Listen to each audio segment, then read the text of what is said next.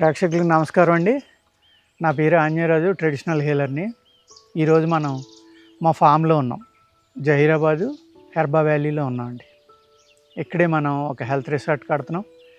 ఫ్యూచర్లో క్లాసెస్ కూడా కండక్ట్ చేయబోతున్నాము ఆయుర్వేదం మీద.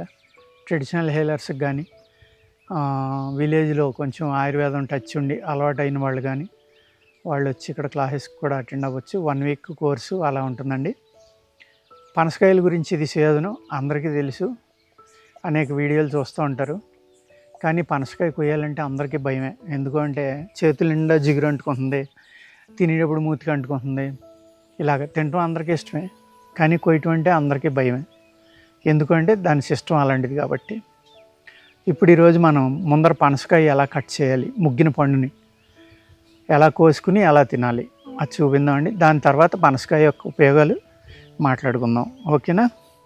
మొట్టమొదటి మనం ఏం చేయాలంటే చేతులుగా ఆ జిగురు అంటుకోకుండా నువ్వుల నూనె అయితే మంచిదండి.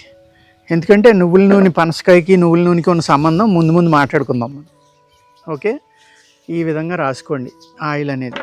చాకు ఉంది కదా, ఈ చాకు కూడా రాయకపోతే ఈ చాకు కూడా పూర్తిగా జిగురుతో నిండిపోతుంది అనమాట. ఎంత సింపుల్గా కోసుకోవచ్చో చూపిస్తాను చూడండి.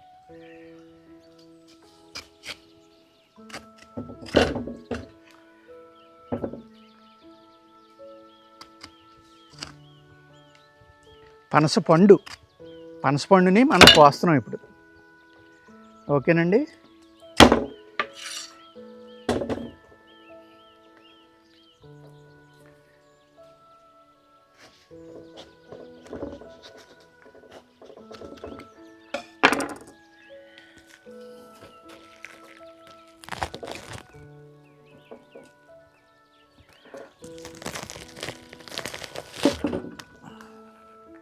చూసారు కదా ఎంత చక్కగా 2 ముక్కలైందో.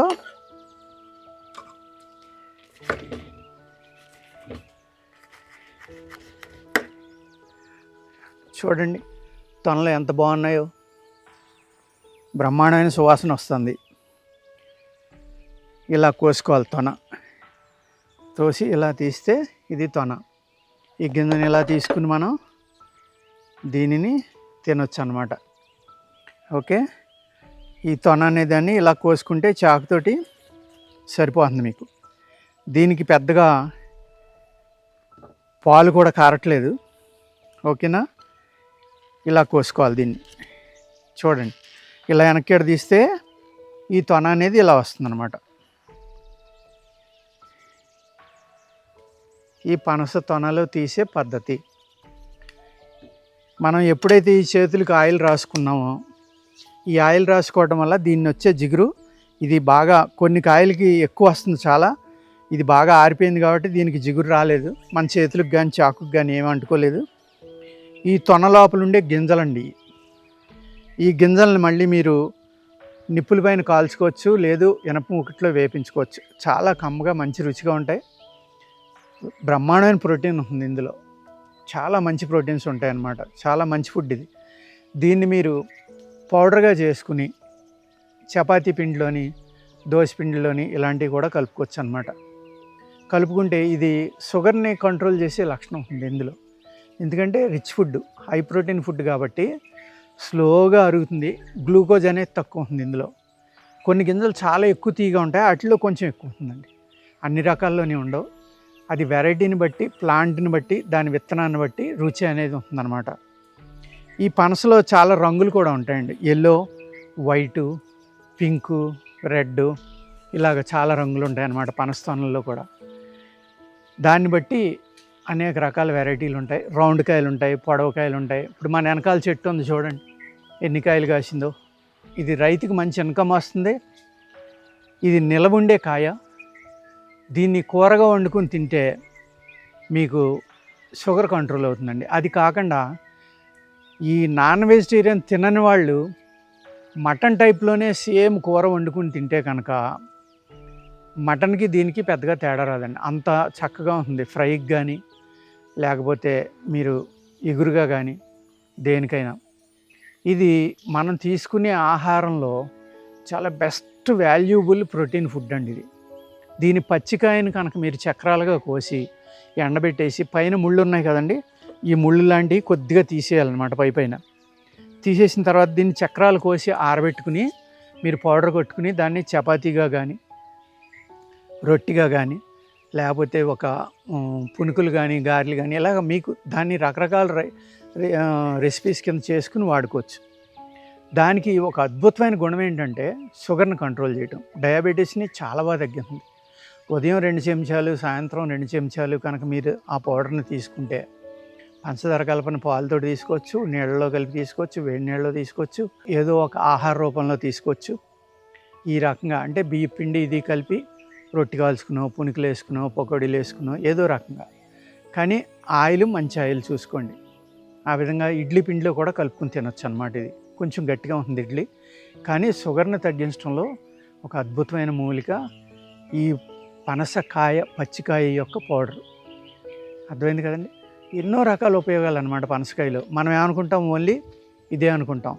ఈ గింజలు చెప్పాను కదండి, మీరు దీన్ని వాటర్లో బాగా ఉడకబెట్టుకుని కుక్కర్లో మెత్తగా అయిన తర్వాత ముక్కలు కోసుకుని కూర వండుకున్నా కూడా మసాలా పెట్టి మీకు చామదుంపలు, కందదుంపలు వండుకుంటే ఎంత బాగుంటుంది, అంతకంటే మంచి రుచి వస్తుంది. ప్లస్ అద్భుతమైన ప్రోటీన్ అన్నమాట ఇది. చిన్నపిల్లల కాడి నుంచి పెద్దోళ్ళ దాకా. దీనికే మేము ఏం చేసేవాళ్ళం అంటే ఒక ఊసను గుచ్చేసి నిప్పుల మీద కాల్చుకుని చక్కగా తినేవాళ్ళం, ఒక కబాబ్ టైప్లో అనమాట. దీన్ని పానకం పట్టుకోవచ్చు, అంటే పాకంలో ఉడకబెడితే స్వీట్ కింద అవుతుంది. కాల్చుకుని ఏదైనా ఉప్పు కారం రాసుకోవచ్చు, నిమ్మకాయ పిండుకొని తినచ్చు. అనేక రకాల వంటలు ఈ పనసగింజతోటి ముందు మనం అవి కూడా చూపిందామండి. ఈ పనసగింజతోటి వండుకోవచ్చు. ఈ పనసకాయతోటి చెప్పి ఉపయోగాలు చెప్పాను కదా, అనేక రకాలుగా ఉపయోగపడతాయని. కానీ ఈ పనస తొన ఏదైతే ఉందో దీన్ని భోజనం చేశాక తింటేనే బాగా పనిచేస్తుందండి. మీకు పనసకాయ చాలా ఇష్టం, నాకు చాలా ఇష్టం అనుకోండి, నోరూరు తిని వస్తూ ఉంటే. నేను ఒకప్పుడు ఒక అరచెక్క తినేవాడిని, కోస్తా సగం దళం నేనే తినేసేవాడిని. ఒక మాదిరి సైజు అయితే, మరీ పెద్దగా కాదు. అప్పుడు లాస్ట్లో ఏం చేసేవాళ్ళం అంటే ఒక్క తొనని ఈ నూనెలో ఇలా ముంచుకుని కనుక తింటే మీరు పొట్ట పగిలిలేక తిన్నా సరే 2 గంటలు అరిగిపోతుందండి. అర్థమైంది కదండి. అంచేత దీనికి విరుగుడు నువ్వుల నూనె అనమాట. అందుకనే నువ్వుల నూనె అనేది చేతికి రాసుకుని తీయమని మన వాళ్ళు ఏం చెప్పారంటే, నూనెలో ముంచుకుని తినాలి అని చెప్తే ముంచుకోరేమో అందరూనే. అంచేత ఆ చేతులతో తొనలు తీస్తే ఆ తొనకు ఆటోమేటిక్గా ఎంతో కొంత అంటుకుంటుంది కాబట్టి ఎక్కువ తిన్నా కూడా అజీర్తి చేయదు. అదొకటండి. అలాగే మోషన్ ప్రాబ్లం ఉన్న వాళ్ళకి కూడా, కాన్స్టిపేషన్ ఉన్న వాళ్ళకి కూడా హయ్యెస్ట్ ఫైబర్ ఉంటుందండి ఇందులో. బాగా నవిలి తినండి, సాగుతూ ఉంది. ఇందులో 2-3 రకాలు ఉంటాయి. భూమి పనస అంటారు, అది భూమి లోపల ఏళ్లలో కాస్తుంది, భూమి ఇలా పగులుతుంది. ఆ మట్టి తీసి ఆ కాయ కోసుకోవాలి. ఇది మీరు నమ్మచ్చు నమ్మకపోవచ్చు, భూమి పనస అంటారు దాన్ని. అదేవిధంగా కూర పనస అంటారు, ఓన్లీ కూరలకే పనిచేస్తాయి. పండులో కూడా అనేక రకాలు ఉంటాయి. అర్థమైంది కదండి. ఈ పనసలోనే రకరకాలన్నమాట. భూమి పనస అంటారు, ఆకు పనస అంటారు, పండుగ తినే పనస సెపరేట్గా చెప్తారు.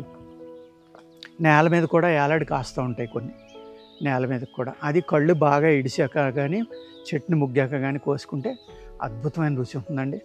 మామూలు తీపి ఉండదు ఇందులో. అలానే షుగర్ పేషెంట్లు ఇష్టమని ఎక్కువ తినేద్దండి.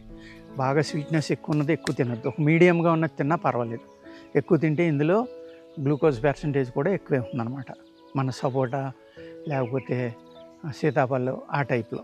కానీ ఫైబర్ ఎక్కువ ఉండటం వల్ల ఏంటంటే, ప్రోటీన్ ఎక్కువ ఉండటం వల్ల ఈ పౌడర్లో కూడా ఆ శక్తి ఉంటుంది కాబట్టి మనకి షుగర్ని తగ్గించడంలో చాలా చక్కగా పనిచేస్తుంది. కానీ మీరు చెక్కేసి కోసి ముక్కల్ని ఎండబెట్టి తీస్తే కనుక 7 కేజీలకి 1 కేజీ వస్తుంది అంతే మీకు పౌడర్, అంతలా ఆరిపోతుంది అనమాట. అదేవిధంగా ఈ పీసులు ఉన్నాయి కదండి, ఏదైతే ఈ ఫైబర్ కంటెంట్ ఉందో దీన్ని చిప్స్గా వేపించుకోవచ్చు మనం. స్వీట్ కావాల్సిన వాళ్ళు డైరెక్ట్గా వేపించుకోవడం, హాట్ కావాల్సిన వాళ్ళు కొంచెం పచ్చికాయ, ముగ్గనకాయ ఇది కనుక తీసుకుని మీరు తొనలు గింజలు వీటితోటి మీరు కేరళలో అనేక రకాల వంటకాలు చేస్తారు. దీంతో బేకరీలో ఉపయోగిస్తారు, ఫ్లేవర్స్ ఉపయోగిస్తారు. అలాగే జాక్ ఫ్రూట్ ఫ్లేవర్ తోటి కేకులు, మఫిన్స్, అలాగే సిరప్లు, బిస్కెట్స్ అనేక రకాలు చేయొచ్చు అనమాట. దీన్ని డ్రై చేసుకుని మనం వాడుకున్నా కూడా మనకు సంవత్సరం పొడికి నిల్వ ఉంటుందండి. ఒక మాయిశ్చర్ కంటెంట్ బాగా మ్యాక్సిమం తగ్గేలాగా ట్రై చేస్తే ఏమవుతుందంటే దీనికి ప్రిజర్వేటివ్ కూడా వాడక్కల్లా. ఎందుకంటే ఇందులో గ్లూకోజ్ పర్సంటేజ్, షుగర్ పర్సంటేజ్ ఉంటుంది కాబట్టి.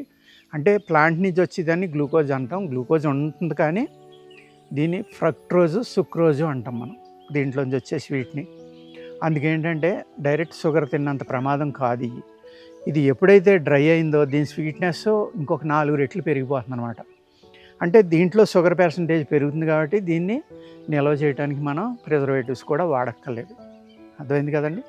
ఇంత చక్కని పనసపండుని వేసవికాలం సీజన్ ఇది మన ప్రేక్షకులు ఎలా కోసుకుని తినాలి, దానివల్ల ఉపయోగాలు ఏంటి, ఎలా తింటే ఎలా ఉపయోగపడుతుంది అనేది తెలియజెప్పడం కోసం ఈ వీడియో చేయడం జరిగిందండి. నమస్కారం.